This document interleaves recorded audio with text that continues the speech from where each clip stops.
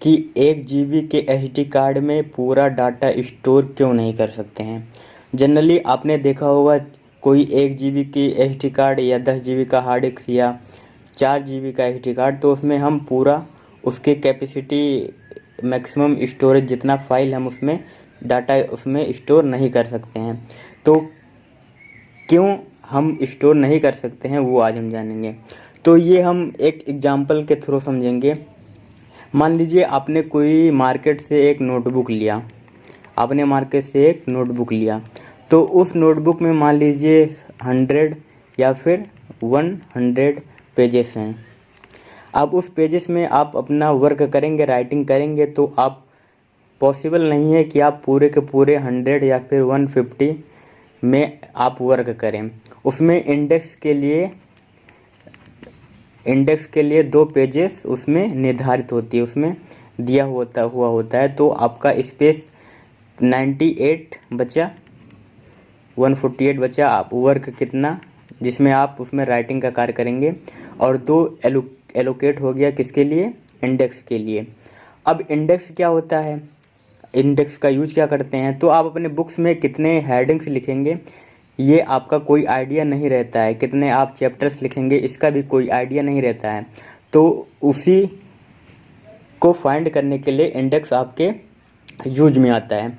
तो same SD card में ऐसा ही होता है, वो 1 जीबी का हो या फिर 4 जीबी का हो, उसमें पूरा का पूरा डाटा आप स्टोर नहीं करते हैं। उसमें आपके डाटा के लिए जीबी इतना का स्टोरेज आपको डाटा सेव करने के लिए मिलता है। तो उसमें होता है क्या है, उसमें थोड़ा सा आपका जो पार्ट होता है वो एलोकेट हो जाता है। इसको जो बोलते हैं वो बोलते हैं उसको फैट, और इसका फुल फॉर्म होता है फाइल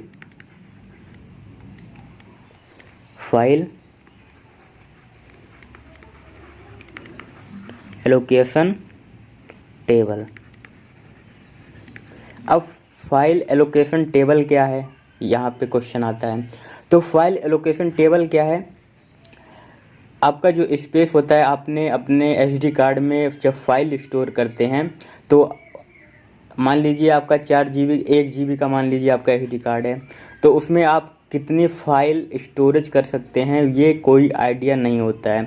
आप उसमें 1 जीबी की एक ही फाइल स्टोर करके फुल कर सकते हैं, आप 2 फाइल स्टोर करके उसको फुल कर सकते हैं। आप मान लीजिए नोटपैड या फिर छोटी छोटी पिक्चर्स के फाइल सेव करेंगे तो बहुत सारे हो जाएंगे। अब इसमें क्वेश्चन ये बनता है, आपने फैट का कार्य क्या होता है। तो इसमें मान लीजिए आपने कोई एक मूवी अपने एसडी कार्ड में सेव कर लिया, अब उसमें आपको कब देखना है ये कोई आपको पता नहीं है। आप उसको चाहे आज देखें या कल देखें या फिर 4 दिन बाद देखें। अब उसमें जब आप मूवी देखने के लिए एसडी कार्ड में जाएंगे तो वहाँ पे आपको ढूंढना पड़ेगा। तो यही आप ऊपर अपने एसडी कार्ड में सर्च करते हैं।